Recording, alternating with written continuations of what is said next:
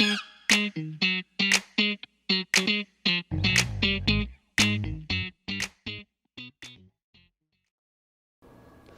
yo, yo, what is going on, everybody? We are back with another episode of Commercial Roofing Radio. We're hanging out today, man. We're lounging, dude. Yes. Love the chairs. It's You very like comfortable. these? Yeah, they're great, man. I got these on Amazon, actually. I love Amazon. Yeah. Right? I'm an Amazon Prime business member. Right? You know, I think they should make new levels of Amazon. You think so? Like what? What are you thinking here? Like I think they have, Break like, it down. yeah, you have the basic normal Amazon, but then you have the Prime, but then like a super elite Amazon shopper, right? Like, I would buy that. Like you get like instant next day, better discounts. I don't know. It's just something I think I think people would totally be about, like, almost like when you fly. Like, there's different classes of fly. Like, when you get to this class, you know you've arrived. Oh, yeah. Because you buy so many airplane tickets. So, but okay. So then, would you say? Hey, do you have business or no? Do you have Amazon business? I do. You don't have Amazon business. You I don't. I can tell. I had it set up, but like Yeah. I buy everything on my personal because it's just Yeah. easier. I have Amazon business on accident, and I was not able to get out of it. Right? Otherwise, it deletes your account when you guys start a new one. Yeah. I can't create a new account because the phone number is already taken. So I am stuck with Amazon Prime Business, but. This light here, this nice light we got back here, this Peakleys.io light that we got. You crushed it on the light. I appreciate that, but we lost the cord at the party. We probably had a couple drinks or whatever. Right. Had some food. Saying goodbye. We left the cord, so I had to order the cord. I ordered it yesterday at 11 o'clock. Amazon Business got it to me at 1 o'clock that same day. No way. Yeah. See, like. Elite status. I think they could offer elite status with extra shipping and all this other stuff, like literally next day or same day shipping. Who do you fly? You fly all the time. I fly United. You fly United. So Denver's the hub, right? So I literally can go anywhere with United. So your business, what? You business select or something, or what are you? K1. K1. What does that mean? That's pretty much the only one above that is global. Oh, really? Okay. So I get to board the plane. Oh, wow. Pretty much early. All right, that's pretty good. Yeah, I'm Southwest. Southwest, yeah. Southwest. I like Southwest, though. Southwest's great because you get the free bag. Oh, yeah. I get 2 free bags. I'm TSA pre-check, right? So I got that. I'm A-list. So it's like, and you can cancel a flight literally an hour before if you wanted to and get your money back. Oh, that's great. You can't do that with United. Oh, no. That's not happening with United. No, see, that's why I went with it. But so, all right, guys. So, anyways, we'll kind of kick this thing off. So Greg's actually been he's the only one I was thinking about. You were on the Why Not podcast that we had, which we still love, but it was one of those things where it was more of a hobby, right? Right. And I didn't have the time for it, unfortunately. Yeah. I would love to one day when I'm made of millions and millions of dollars, whatever, right? Yeah. But that was great. You did awesome there. You're on the Start Bill Grow Show, and now you're on the Commercial Roofing Radio. Look at that. See? So, yeah. I love being a guest on here. It's amazing. Exactly. I love coming hanging out with you. Yeah, that's the Nick Perrette Hat Trick podcast setup right then. You're the first one to do that. So awesome. Appreciate that. He's been an entrepreneur for a long time. We'll get into that. But he started a roofing company in Denver, Colorado with Sherwood, who, depending on how this gets released, he'll probably be the episode right before you. Okay. Based off the way we're recording these. So he was just on. They eventually sold that company. Today he owns SFY, so Solutions for You, helping contractors with roofing supplements and Xactimates. Greg will also talk about his weight loss journey. He is killing it on that side of things. So that's been really exciting to watch. Everybody's got their own struggles, and so whenever you see somebody, defeating theirs, if you will, in a very inspirational way, always exciting. But Greg, my man, what's going on? How we doing, dude? Yeah, I'm doing great, man. I'll be honest. I think probably for me, the weight loss journey has probably been the most exciting. The most exciting thing, right? Like, out of business can be great, all the other stuff. Business can be bad too, but overcoming a struggle in your life is really cool. Yeah, I'll be honest on that. And whether it be any form of addictions, right? In the roofing space, right? There's a lot of substance abuse addiction. There's, just anger issues, just, a lot of that type of stuff. For me, it's weight and diet. And, probably it was been back in October. I did some weight loss surgery. And then. So that's October. So right now it's June, right? Yep. So what was that, like 6, 7, 8 months, something like that? 8 months, yep. Yeah, 8 months. 8 months. I'm currently down about 160 pounds. Damn, dude, let's go. Yeah, you know, let's which is great, you know. And, oh yeah. How you feeling? You feeling like $1 million or what? I do. Yeah. You know, I feel like $1 million. You know, I'm pushing hard in the gym, right? So I post quite a few videos, me working out. I probably work out between 5 to 7 times a week. You know, and I mix it up. You know, I love Orange Theory. You know, I hear your Orange Theory, OTF all the way. Got to do the OTF plug here real quick. I'm just telling you guys too, especially the roofers out there. Like you're kind of like, you know, like I don't know if that's up my alley. Like I think I'm too cool for that or whatever. Dude, it is hard. It is hard. You're wiped out afterwards, dude. You know what I mean? It is no joke. It is because there's a coach and there's a ton of other people. Your heart rate's shown with everyone else, right? And the competition in you comes out, and you're like, I'm not gonna let this person beside me beat me. And it's an equal playing field because it's your heart rate. It's not about how fast you're going on the treadmill. It's about how fast your heart rate's going. And so they could be at a level. It's what level you're taking it. Yes. That's what it is. Yes. It's like your intensity. What is it at? It doesn't matter. So it's basically who's going the most intense, basically. Yep. You know, and I'm very competitive with it too. So like, especially on like the treadmill, like you know, I was a long distance runner. Like I did that 100-mile race and stuff like that. Yep. So when I got that tread, dude, especially on like those, I take those so competitively, Or you know, I'll have some girl next to me, and she's up, you know, by 10. They call them these splat points. She's up 10 points on me. Yeah. And I'm like, are you kidding me? Like I'm getting whooped on right now. Yeah, I am all on the splat points, right? And, and it's funny because since I push myself pretty hard, and I'm a big guy, right? So I'm a big guy pushing myself. You're getting a lot of splat points. I get a lot of splat points, and the people next to me, like. You can tell when they watch you, like it's because they'll watch you and then they'll like move their like little speed up a little bit, right? And so like I'm pushing people like because they're just like, you know, this guy's like in orange zone, he's moving to red zone now, like he's just about ready to pass out, and they're chilling in the green, right? It's hilarious. My favorite is when you pass 100%. I don't know what the hell it is 100%. It's past, so it's like I don't know if it's tracking heart rate. Somehow I'm over 100%. So I'm over my 100% heart rate somehow. I'm at like 102 or something like that. I'm like, I'm getting it. You know, I love that. It's always fun. No, I mean that is cool, right? And I think there's a lot of takeaways from that too. It's like it seems like you get more out of those challenges actually than you do out of your victories, right? Out of victories, like this is great, everybody celebrates. You don't really learn a whole lot. Say, hey, what we did. You know, when you have these struggles, man, you know, you learn so much, you know, and you build confidence too. So even if we take this back into business, right, and if you're a contractor that's maybe dealing with, you know, there's a material shortage, the economy, it's like, you know, there's one thing after another, you know what I mean? What this is your chance to do is to adapt and evolve and become another version of yourself as a business owner. Yeah, I would 100% agree. I think the challenge of overcoming something and being consistent, you know, for me in the gym and exercising, losing weight gives you more confidence in business, which you guys as sales guys would, you know, if you exercise and stay fit, you're going to be more confident with your customers and clients because you're confident in yourself and taking care of yourself. I think that's something sometimes we forget. If we forget to take care of ourselves, that does affect our own business and our business life. Which brings me to my next question for you, okay? Yes. Is, let's say I give you two options. Okay, so you could weigh as much as you did, right, in October. Right. And which is 474 pounds. 407. Okay, just shy of 500. Right. So you weighed that, but whatever money you make this year, I give you triple. Or you can have your weight loss, the amount of money you make, and everything like that. Yeah, it would be no-brainer. No-brainer, right? No-brainer. You could pay me $10,000. Let's say I made zero money, but I could weigh less.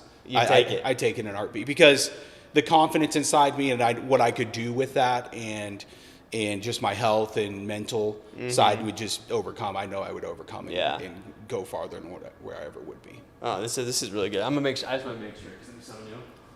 That's fine. Make sure. Oh yeah, we're good. Okay. Yeah. Otherwise, I get anxious about it. Yeah. Well, no. So that's good then because what about at a business standpoint?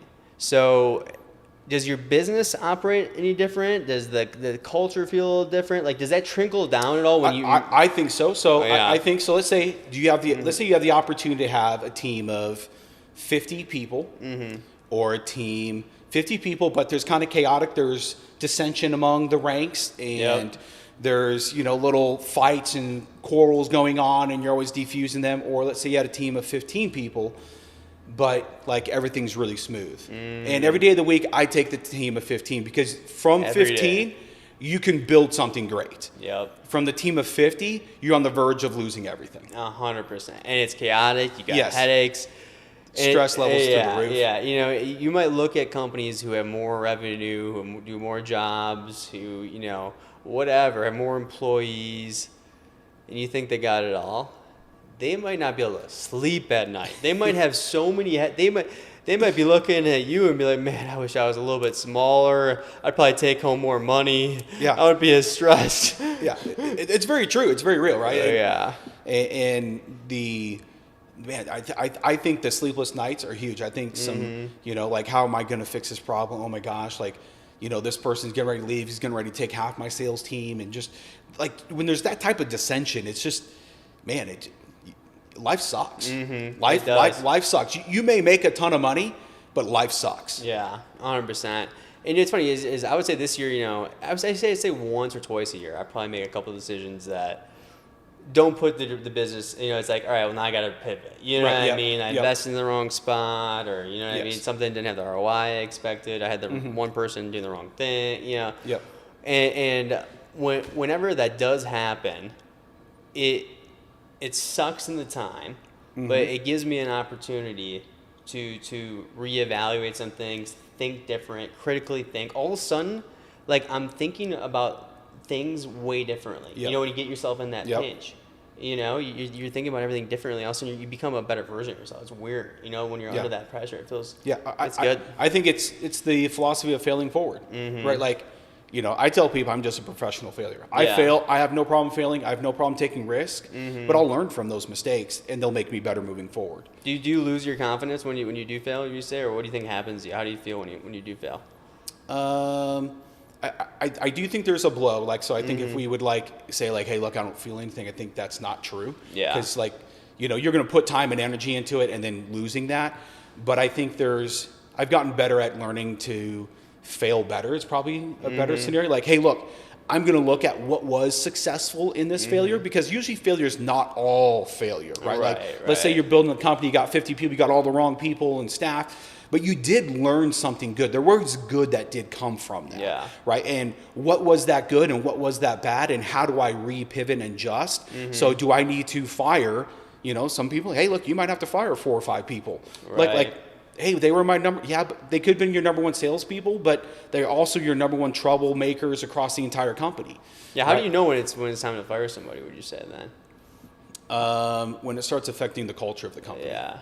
I'm big culture of the company, right? So if you're affecting the culture and the environment that you're trying to set place in your company, and they're really disrupting that and not interested in being part of your company culture in moving forward. So when you think like 5 years forward, that's not going to help you build a better company, right? So it's better to let that individual go today, to go find someone else that you can spend the time and money invest into that'll help build that future 5 years down the road. It's hard because today it's great, but 5 years from now it's not great.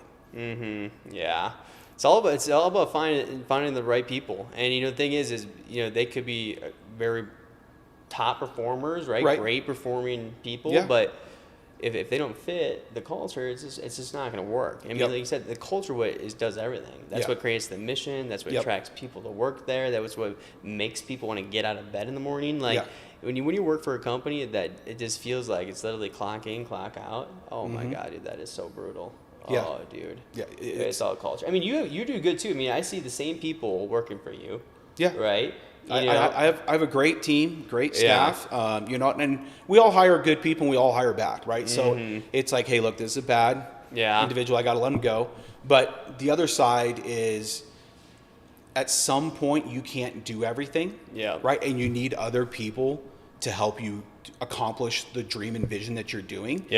And when you start understanding, like, I need key people that are going to buy into my vision and believe in it with all their heart and passion, that I need the right individuals in the right seat and passionate about it, not out to create dissension, it's huge, right? You know, so we're at a team of about 70 people at SFY now. Yeah, and you were in Inc. too. I didn't mention that. You were Inc. Fastest growing companies. Do you get 2-3 years, something like that?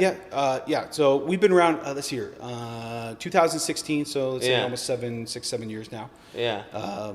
And it's, you know, started team of 4 people, right? Yep. Exactly. And you know, and I have people that have been with me since the beginning. Some of you guys might know Paige. Like, she's been with me almost 6 years now. And I have a couple Paige others. was cool about the girls that work here too. They always send like a thank you cards. You know what I mean? It's like meaningful. She sent me a book before. Yeah. And that's something you can take away in your sales. You know, if you learn something about somebody that they like or something like that. I think I was talking to Paige and I was telling her about how it's a little bit different with managing creatives, which is interesting because I just heard Dimitri talking about that on his thing when he was talking about, you know, managing his videographers versus his roofers. How he, you know, how he talks. I was like, you know, it's a little bit of a different thing, and there's no really right or wrong in creative. Right. And so I was talking to her, and she got me a book about, hey, this is how you. It was like manage the tigers or something like that. Saying that the creatives are those tigers, right? Yeah. And so stuff like that goes a long way.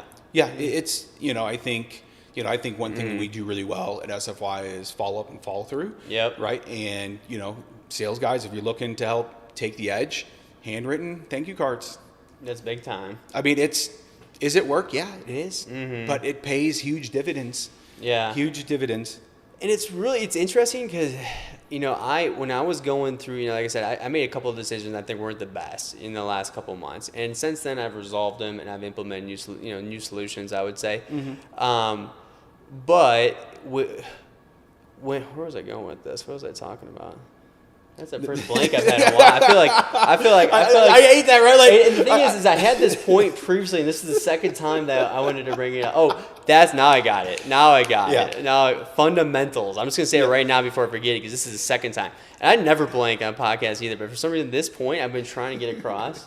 And it's fundamentals, man. It's like go back to the fundamentals, right? Yep. So it's all fundamentals. And it's like, all right, what's the result I want? What are the activities that I'm doing to get there right now, right? Yep. Are those activities working? Or do I even have the result that I want? And or am I just floating around in the abyss? You know, I was watching a sports show, something on ESPN, and one of these you know, big-time guys on there was saying, he's like, it's behavior over talent, right? It's behavior or talent. All you have to do is you have to out-behave your competition, right? Which means you do the fundamentals, right? The things of just operating a good business, organization, showing up on time, looking prepared, you know, having a good brand, right?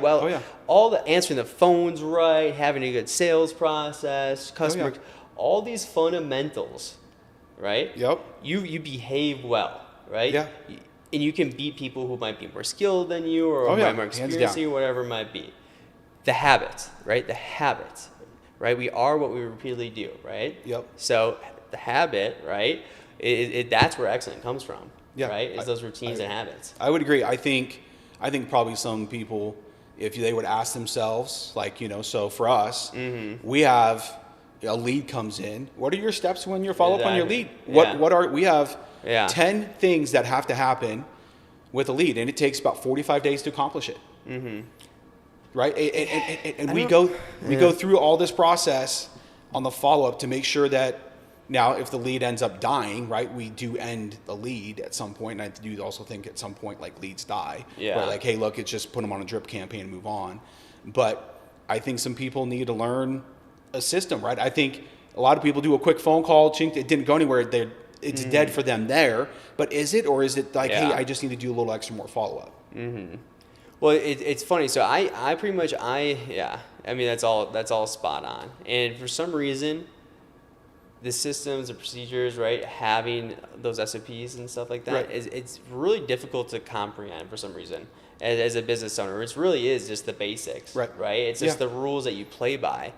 But for some reason, it's like, you know, you're so busy doing other things that you're like, we already know what we're doing. Like, we've been doing it for this long. Like, we're fine. You know what I mean? But when you set that stuff up, now you're a lean, mean, fighting machine. You know, like that's the thing is like basically we were using one CRM, but we weren't really using it, right? And so it wasn't doing much. And so I switched. Ended up switching to Zoho. Okay. So we went to Zoho, and we bought data on Zoom Info. It's called, right? Okay. So basically now I can have all the data of all the roofing contractors I want. Right. I can pull up their revenue, I can pull up the contacts, their contact information. So now it's like I have the prospecting, right? And then what I did was I took the cell phones, the texting, the emails, integrated that all in the CRM. Right? So it's all in the CRM. So now it's like the salespeople, right? Everything's tracked, what they're saying, what they're doing. Everybody now when they pull it up, they can look at all the activity anybody's ever had with that account. That's what you want. If you can have that as a company, right? Now it's like where you can see every single interaction a salesperson's had, right? Everybody can see that. Everybody's already on the same page. So now there's no manual error. Manual error is where and the one I was using before that, there was too much stuff for me to do manually. And I wasn't doing it. I don't even have to leave notes if my emails, my texts, and my phone number, they're all right there. It's huge. Creating that system and process, I think, heck, when I had my roofing company back in the day, right, 2009 is when we started and sold in 2016, like CRMs started coming around in like 2000 and let's say 14 time frame, just really, dude, I'll be honest, we sucked. We sucked at the lead follow-up. Like, we pass out leads to the sales guys, had them follow up on it, but I, as an owner, didn't do a good enough job following up on what happened with that lead. Right? Exactly. I left that lead to that sales guy and hoping that they would follow up on it. And that sales guy could have made a phone call. Usually they did something with it, right? So made a phone call, left a voicemail, and that was it. What? Like, we only called that individual once. But then think of it this way. So now you have all that tracked, right? And you can see all the phone calls, all the emails, all the texts that this sales rep said. Now you go look, and you're like, dude, the last 10 leads we sent you hit them all up once. All right, I'm going to tell you what. We're going to watch your interactions, but until that gets fixed, we're going to give to somebody who's following the system. You know, Billy Joe over there is following up 5 times like we asked. And they're converting 80% of the appointments. And you can pull up that data. Then it's now when you're looking at conversations with your team, you're not like calling anybody out. You're just pulling up data. You're like, this is just what it's telling me. Like, I know what there's not much you can argue with that. Like, hey, look, Billy, Sam, and Julie, right? Are crushing it. And this is what they're doing. You're not doing that. Right? You know, it's the same thing with like door knockers. Like door knockers, I had this one guy, he wanted to get in the roofing. I was like, look, if you commit to 3 hours every day, door knocking, whether you suck or not, I just don't care. Just go out consistently and knock. You'll get there, and then follow up. And you keep following up with the leads, you'll start getting deals. And he started crushing it. And he wasn't that great of a sales guy. Because one thing I've always thought about too, I don't think I'll ever do that. Maybe, you never know, right? It's like, I always wondered if I could pull it off, if I took my exact team right now, right, and then if I came from tech sales, if I added some of my tech sale friends, put them as sales reps, and then if I could get like 3 people in my network maybe that are in the roofing space who I really think are, like, hey, let's start a roofing company. That's what, and I would want to see you with, because where we ride is technology. Is could we pull it off? Like, you know what I mean? Could we have a really efficient company, or is it? What do we? Because I think I'd fill in the gaps. If I was able to fill in some people in my network. I've always thought about that. I always thought about that. You know what I mean? Because some of these tech sales people, it's like they get pulled there. I'm like, you can get more in roofing sales, dude. You know what I mean? Like, you think you're hot shot selling these big accounts and these software stuff. I'm like, yeah, you go sell a big old roof, dude. You're gonna make a lot of money, dude. I mean, especially if you focus. Hey, look, software sales is a big fish hunt type game, right? So in the roofing, it'd be large commercial hunt, right? Spent the time and energy. I mean, if they spent the time and energy consistently grinding on larger commercial deals, hotels, apartment complexes, property management, we all know where you need to go. It's just a matter, are you going to spend the time and energy doing it? If they spend the time and energy, eventually you're going to land something. Right? And that's like, it goes back to like a horrible sales guy following a process can be good. That's true. And that is true. Now, obviously you have your super elites that do phenomenal and crush it, right? Those are rare gems, special unicorns in the industry. But like taking a subpar sales guy, putting them through an actual process. Yeah. They follow the process, they can actually become pretty decent. Yeah, it's crazy to think about. Right. Right. I mean, it's like, how do you maximize people's potential? You know? And I'm always thinking too, it's like, if I was actually like a talented salesperson, if your website sucked, right, if you have bad reviews, you're already out. You're, in my mind. Right. Like, that's just, I'm not gonna take that position, because because as a sales rep, I'm going in and that's my uniform, basically. Right. Yeah. It takes a lot to overcome those as a sales guy, and you have to be really good at it. Yeah, like I'm going where it's like, hey, I got the best process, I got the best marketing material, I got the best website, best reviews. Yep. You know, and I'm looking cute. My makeup's all done. You know what I mean? But for real, right? Like, I'm looking good now. No, like, I mean, there's an appearance, right? A lot of people, we had a dress code. You had to wear a certain dress code. If you were out meeting clients, you had to wear some form. You didn't have to wear pants. You had to wear khakis that looked nice, nice shoes, and a nice shirt with a logo on it. Yep. And your hair had to be clean, Okay, right? really. And we were like, you had to put on some cologne. Mm-hmm. You had to smell good. Yeah, like, I was like, true. You guys are up on the roof all the time. Some of you guys stink. Yeah. Like, like, that's true. Like, before you go see the homeowner, spritz some cologne on, because you're sweating, like, especially in Texas, 110 degrees. You get up on a roof and inspect it, and you're drenched in sweat, and like, you go see the homeowner, I think that's why, obviously we have our issues, right, where it's that, we had relationships that don't work, but I think that's why I love working in the roofing space. I mean, if you think about me right now, like, this is how I build my brand, with my hat backwards. You know what I mean? We're doing this podcast, just talking about business, talking about, and so I can just be completely, that's one thing that I love is, I don't have to play myself up really for my target audience, which is kind of cool. So I'm a big fan of that. I got lucky there. I'm the same way. So I used to be a mortgage broker, so I was full tie, shirt, coat, the whole, nice shoes, and man, I'm glad I left that. Yeah, like, and there's moments that, you still do it here and there, right? But like, when it just if I'm doing Zoom calls or I'm doing, whatever at the office, it's pretty casual, which is pretty nice. You know what I mean? And for me, it's just all about output. As long as I'm outputting for the customers, especially the roofing guys, and guys and gals, it's like, but. Yeah, man. So what do you got? So what else you got going on with SFY, man? What's it? I mean, it seems like you do some training stuff. Yeah. So probably our next major thing that we're working on is what we're calling SFY University. Yep. Where we're doing a lot of coaching, training, right? So there's a lot of classes that teach how to write an estimate. Okay. Right. So that's not really what we're teaching. So we're actually teaching how to defend it. Much like if you were to go to sales, like, hey, look, I want to hear your sales pitch. What are you telling the homeowner? Right? What are you telling that lead? How are you handling the objection? Right. And so how you handle the adjuster. I'm not paying for starter edge. I'm not, it's in the policy that we do this, or it's our company guidelines that we do this, or I need a photo of this. Like, what are you actually saying to the adjuster, and how are you handling that conversation? Conversation typically takes about 20 minutes to go through an estimate, maybe 35.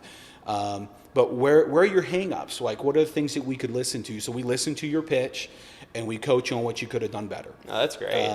So you're really you're equipping them, basically, to go in there and handle the situation themselves, basically. Yeah. That's So it's training their in-house supplementers, right? And a lot of people want to do this in-house, which I get and understand. Like, obviously, I do it for you if you wanted to, but we realized there's a big space, and I really want to help people become better at it. And, we started doing rebuttal training in 2019. Yeah. So we do rebuttal training live at SFY every morning. So we train every half hour every morning at SFY. So I'm really big about training, coaching. Really? I need to do something like that. Yeah, that's and good. it's been amazing, right? And we coach little things, right? Because people learn every day. Every day. No shit. All right. Every day.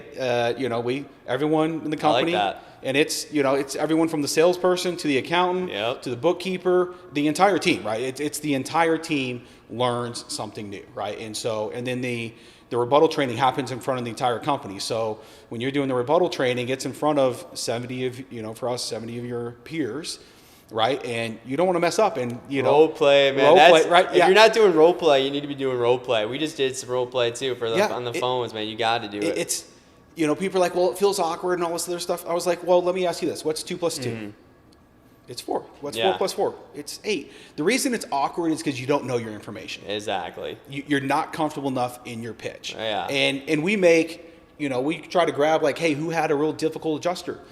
What file didn't go well? Like we want to like, how do we make that file go better? You even talk about like how you say certain things too. Not Yeah. just, Like we say like tone. Hey, look, by the way, exactly. you're like, and we'll listen to calls. We'll pull calls. Hey, look, man, I think you rushed. That's the way to do it. You rushed into the discussion too quick, right?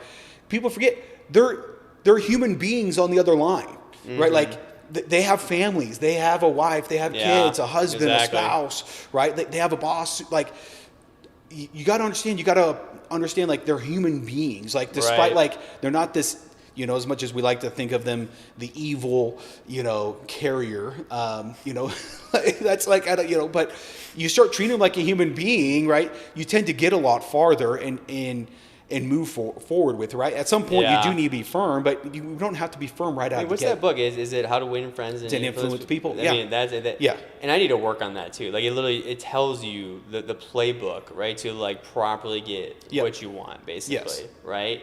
And the way they lay it out is like both parties kind of like win-win or like, oh yeah, that makes sense, basically, afterwards. Yeah.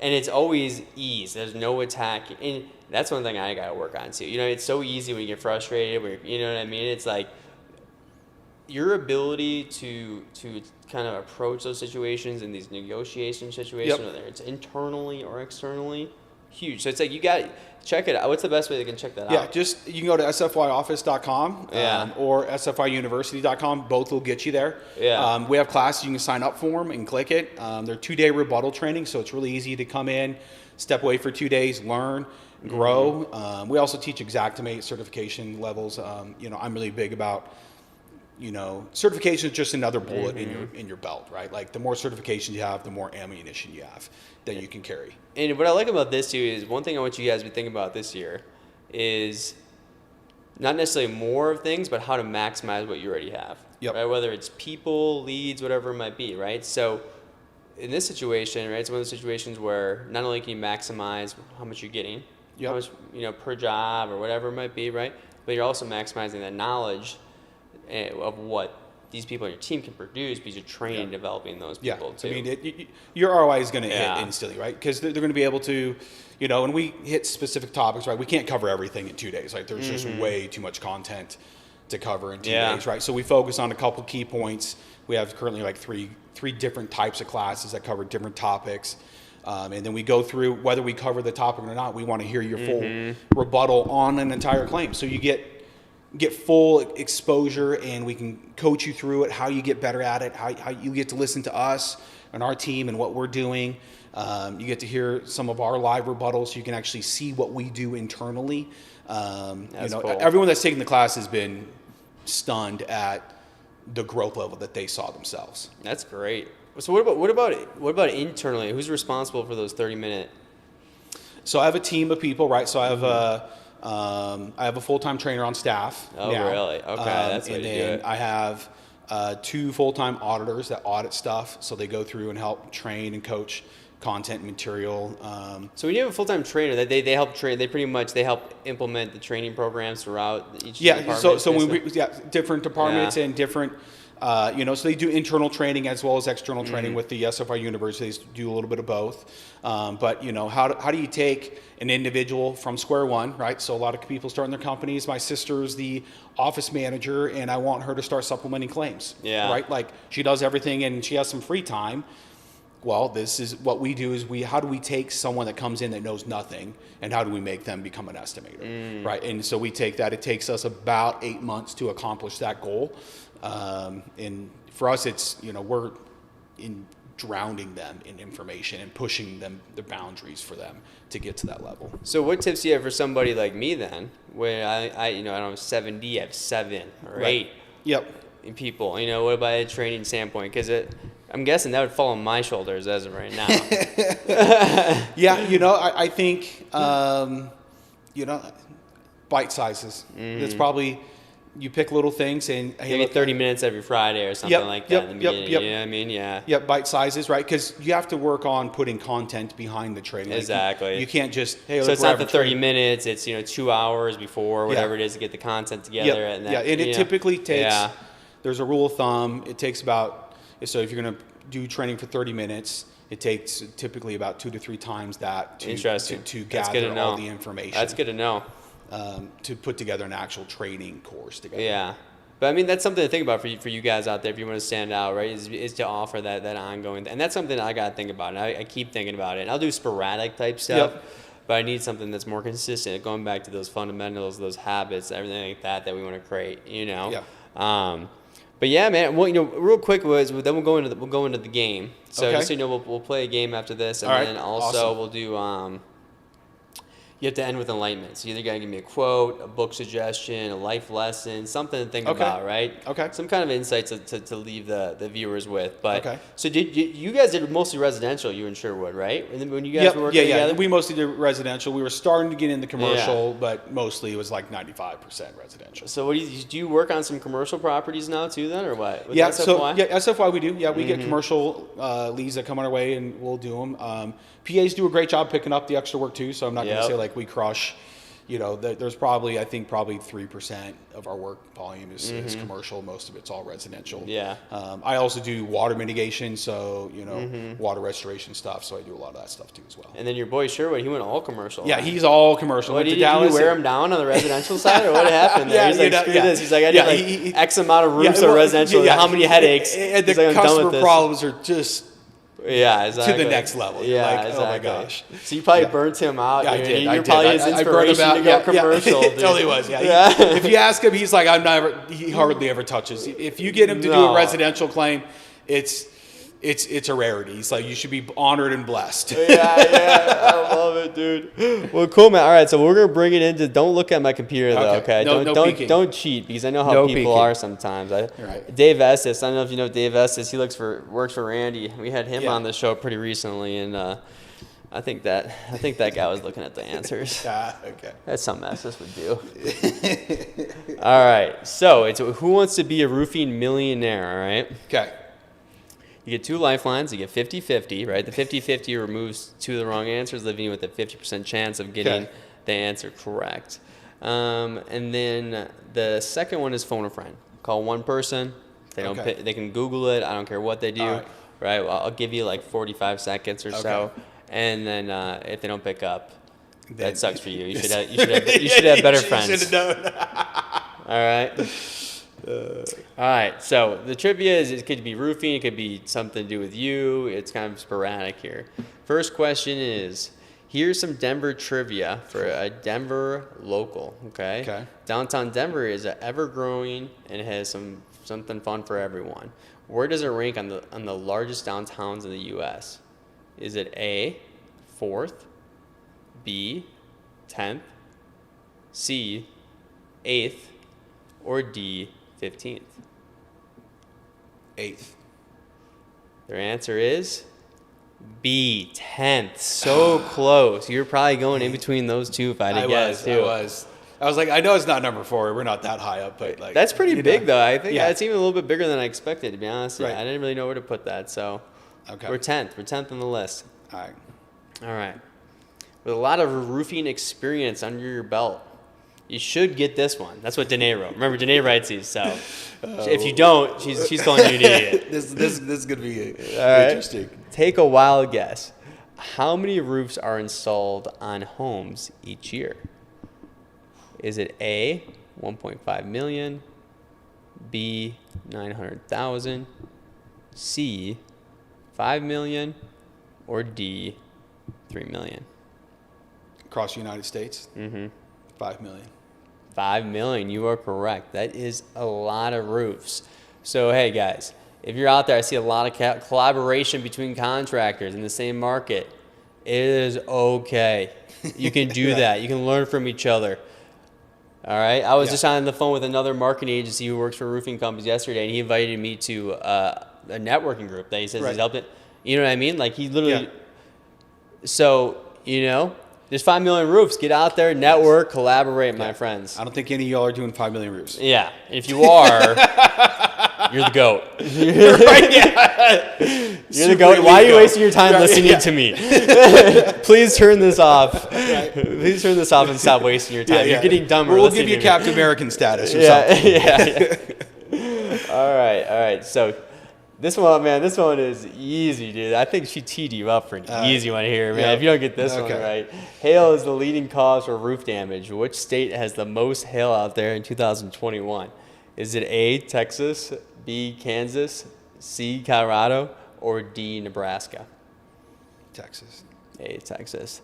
Danae, hey, this will be great because Danae edits this. You got to do the second one. Yeah. Oh, yeah. You got to do the second one. So Texas is too easy. That gets too huge. Yeah, it's too huge. So this would be a test. If Danae, hit me up on Slack when you're editing this, if you actually did hear this part, or if you're just running through it, that we'll know that you're not paying Oklahoma attention. did get pretty good hail, but the city was too small. So that was like one of their first ones in a while, too, I'm pretty sure.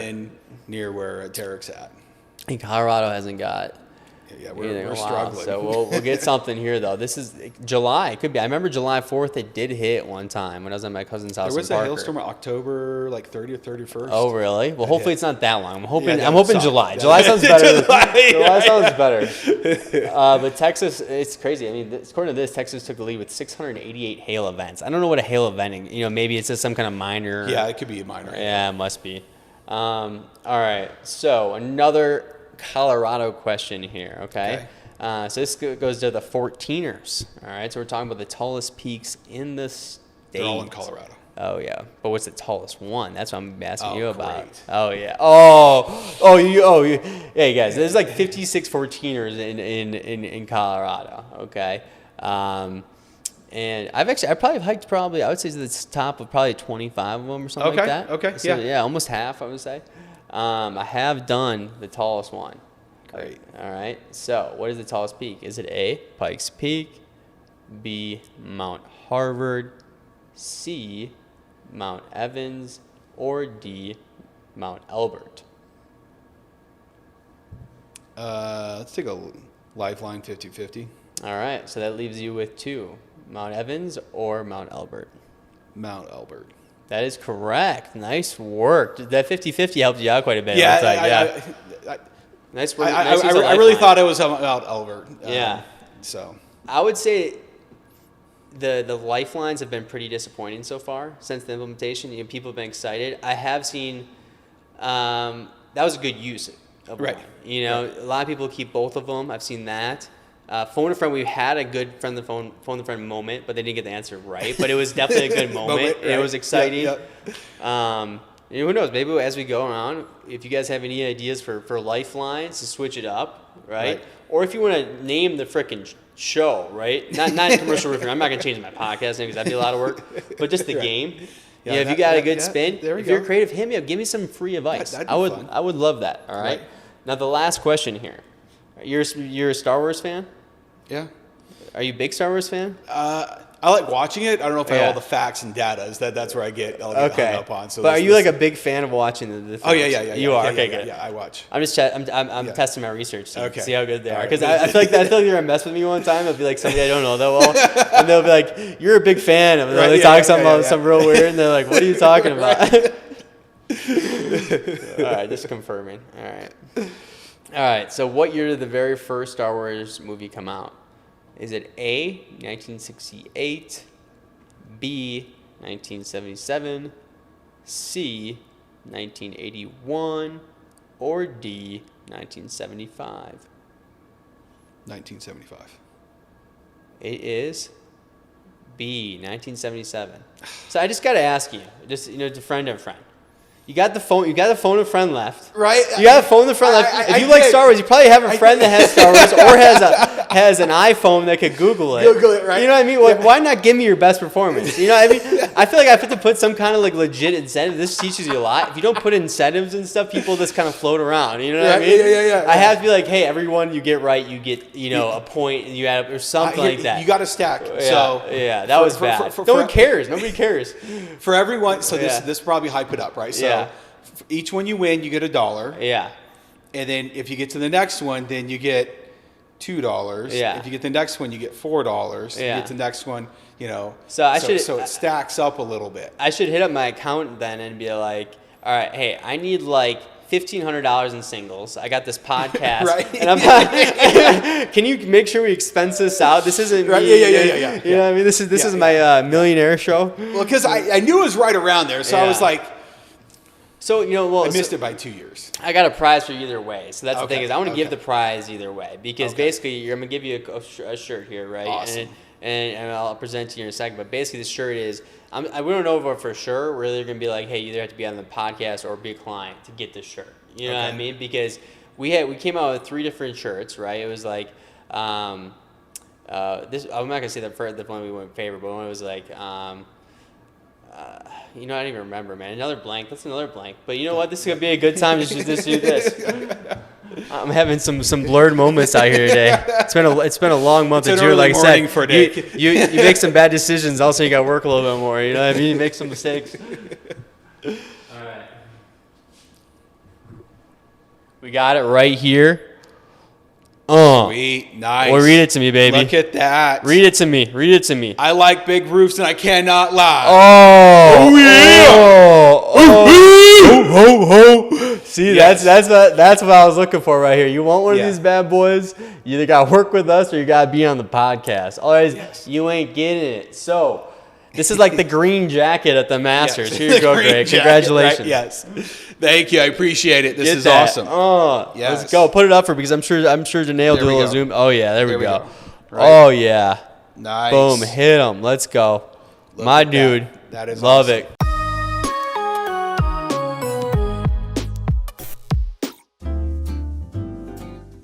Oh, hey there. You come here often? I feel like I see you every Wednesday. And, you definitely caught my eye.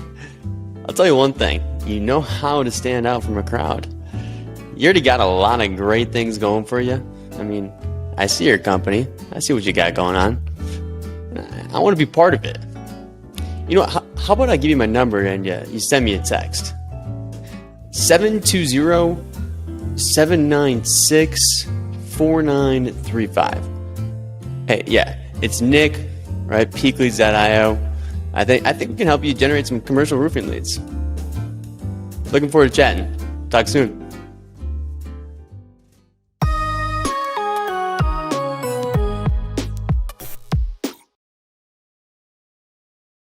All right. Great. Now you got to end it with an enlightenment. You got to drop the mic, shut this place down because we got to go home. We're out of here. We're going to go get some lunch. All right, mic drop. So I just read a book called Who Moved My Cheese? Yep. It's a really good book about change that's going on either in your own life or in work. And it's something I recommended for my employees. When you're growing or scaling, there's always changes taking place, different roles and responsibilities. Ooh, yeah. And and people need to be prepared for that. And so we recommend a lot of people read it at the company and kind of went through some of the highlights of the book. So it's I really highly recommend it. It's been around for quite a while actually. But Who Moved My Cheese? People do not like change. No, they don't. Nobody does. And I'm looking for something too because I was dealing with the same thing. Even I don't. It's interesting because it's like when you hire new people or do new things or whatever it might be, there's all these different changes and whatnot. And some of them you don't even expect that you had to kind of do. Yep. And so it even frustrates you sometimes, right? But committing to those solutions and make sure, I think any kind of solution or whatever it might be for when you're making these changes is proper implementation, training, making sure everybody's on the same page, communication about those changes, and showing also the benefits of those changes, whatever it might be. It's huge. Right? It's huge. Well, you know what? I couldn't find my quote either, but basically it was just talking about as you grow, right? As you're getting bigger, it's interesting because you're getting bigger, right? So you're achieving what you wanted to achieve, right? So that pressure is kind of actually like this privilege, but also you get frustrated because you start to run into these challenges. But you asked for those challenges. And that's sometimes I struggle with that. Is I literally asked for all that stuff. All these problems I'm having, a lot of it's due to growing. Yes. Or, whatever it might be. So we're evolving and stuff like that. You asked for this stuff. And if you want to be the best, you're going to have to keep dealing with that adaptation, especially with how quickly everything changes nowadays. Yeah. Yeah, especially when you're going from like a team of 5 people, going from 5 to 7. Yeah. Like there's a huge change. Like people are like, it's just 2 people. Well, you literally like increased your staff at a percentage standpoint, like by like 40%. Exactly. Like that's a huge percentage point. Yeah. Like think of like if Chase increases their staff by 40%, of course there's going to be a ton of change. Yeah, they have to change all the software they use. Like everything would have to change. Yeah, like to handle that. And so it's the same thing with your small company, right? Yeah. Like, and as you slowly grow and add staff members, different roles and responsibilities, you're going to have to change your standard operating procedures and systems and process and how things are done. And I would say too is, some people say, hey, well, we're not trying to grow. We're not trying to be this big company. You always still want that growth mindset. Yep. And so I always think about the next way to change and evolve, because otherwise, hey, you might be right now, but all of a sudden, people might be able to offer a better customer experience based off the new technology they're using. Or they might be more sophisticated. You might look like you're kind of in the dark ages, even though you've been here for 100 years, whatever it might be. You look like you're out of date, and you had an expiration. You know what I mean? So you don't want to look expired. You don't, right? Like, so it's like, sounds like a great book. Don't look expired. No one's gonna want to work there. So it's like you're still gonna have to evolve. It's like you hear from friends of mine. It's like, man, they're still using this, or they're still using this. It's like, see. So, right. Yeah. Learn about it. So the book was Who Moved My Cheese, which I actually have read, and it is a great book. And it's an easy read too. Yeah, which is a big win for me. Yeah, maybe take you if you sat down. Slow reader, probably 2 hours. Max. I listened to it. It took me like 45 minutes to listen to it. All right, well, close this thing out and just say, I love big roofs. And I hold that shirt up loud and proud. I love big roofs and I cannot lie. Let's go. Yeah! Let's go. Thank you. Boom.